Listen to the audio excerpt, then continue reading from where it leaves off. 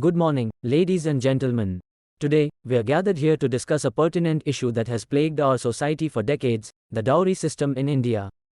We have two speakers, Mr. James and Mrs. Mary, who will present their arguments for and against the motion. Let's begin with Speaker Mr. James, who is in favor of the motion. You have the floor.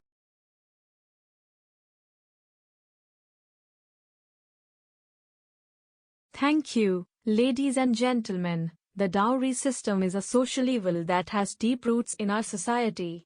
It perpetuates the idea that a woman's worth is determined by the material possessions she brings to her marital home. This commodification of women has led to discrimination, domestic violence, and even dowry-related deaths. It is high time we acknowledge the damage it causes and take steps to eradicate it. By supporting the motion, we stand for gender equality, empowerment, and a progressive society. Thank you. While I agree that the dowry system's negative impacts are undeniable, let's not ignore the progress we've made in recent years. The dowry system, which was once rampant, is now socially condemned and legally prohibited. Families are becoming more educated, and there is a growing awareness about gender equality. Instead of focusing solely on the negative aspects, we should appreciate the changes that are occurring and promote continued education and awareness campaigns. The motion doesn't reflect the nuanced reality of the situation.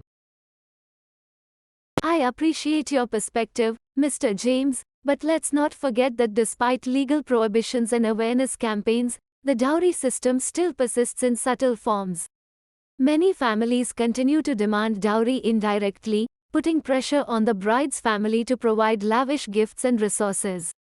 This practice perpetuates financial stress and emotional trauma for the bride and her family. By speaking out against the dowry system, we strengthen the collective voice against its existence. Absolutely, Mrs. Mary. However, completely eradicating a deeply rooted tradition requires time and a comprehensive approach. Instead of just focusing on the dowry system, we should also address the larger issues that contribute to it, such as poverty, unequal economic opportunities, and regressive mindsets. By improving these factors, we can gradually diminish the dowry's significance and promote a more equal society. Thank you, speakers, for your insightful arguments.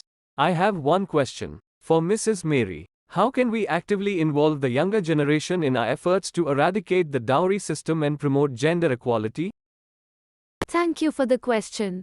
Engaging the younger generation is crucial in our fight against the dowry system. We can start by incorporating discussions on gender equality and the harms of the dowry system in school curricula. Additionally, workshops, seminars, and awareness campaigns in colleges and universities can help shape the mindset of the youth. By involving them early, we instill values of respect, equality, and empathy, which are essential for a more progressive society.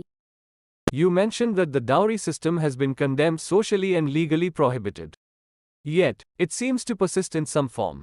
How do you propose we address this gap between law and practice?